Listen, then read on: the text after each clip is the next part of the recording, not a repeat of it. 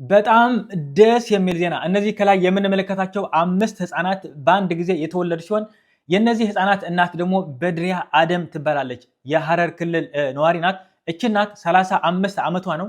በትዳር ብቻ 12 ዓመት ተቀምጣለች ማለት ነው። ነገር ግን በ12 ዓመት ውስጥ ልጅ የማግኘት እድል አልነበራትም።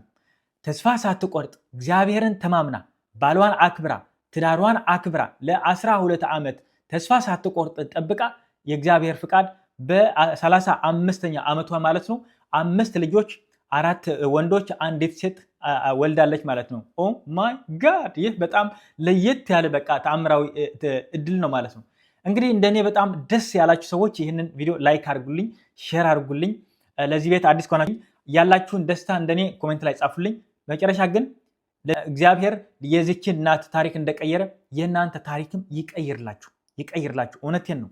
በቃ እኔ በጣም በርከት ያሉ ሰዎች መቼም በትዳር ውስጥም ሊሆን ይችላል ወይም ደግሞ የጉዞ ህይወት ሊሆን ይችላል።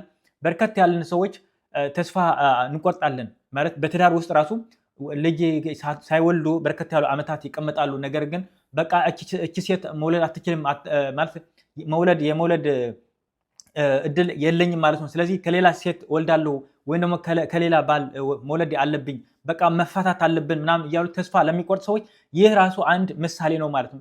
እቺ እናት 12 ዓመት ስትጠብቅ በ12 እንኳን አንዳንድ ልጅ እንኳን ብትወልድ በ12 ውስጥ ማለት ነው ምናልባት 3 ልጆች ልትወልድ መውለድ ትችላለች ብዬ ተስፋ አደርጋለሁ። ምክንያቱም በ12 በርከት ማለት ብዙ ልጆች ወልዳለች ቢባል እንኳን ከ3 አይታለፍም ማለት ነው። ስለዚህ እቺ እናት ግን በ12 ውስጥ አስቡት፣ በ12 ትዳር ቆይታ በኋላ 5 ልጆች በአንድ ጊዜ በቃ ለየት ያለ ነው። በቃ አንዳንድ እንኳን ብትወልድ በ12 ዓመት ውስጥ 5 ልጆች መውለድ አትችልም። ስለዚህ እግዚአብሔር የዚች እናት ታሪክ እንደቀየረ የእናንተም ታሪክ ይቀይርላችሁ። በቃ በተለያዩ ዘርፍ በተለያዩ የጉዞ ህይወት የምትገኙ እግዚአብሔር ትንሽ ሊያስጠብቃችሁ ይችላል እንጂ እግዚአብሔር ጸጋው ይሰጣችኋል። በቃ የእግዚአብሔር ጸጋ ትንሽ ቆይታ በኋላ የእናንተን በረከት የእናንተ ህይወት ይቀይርላችኋል። ስለዚህ እግዚአብሔር የእናንተ ታሪክም ይቀይርላችሁ። አመሰግናለሁ።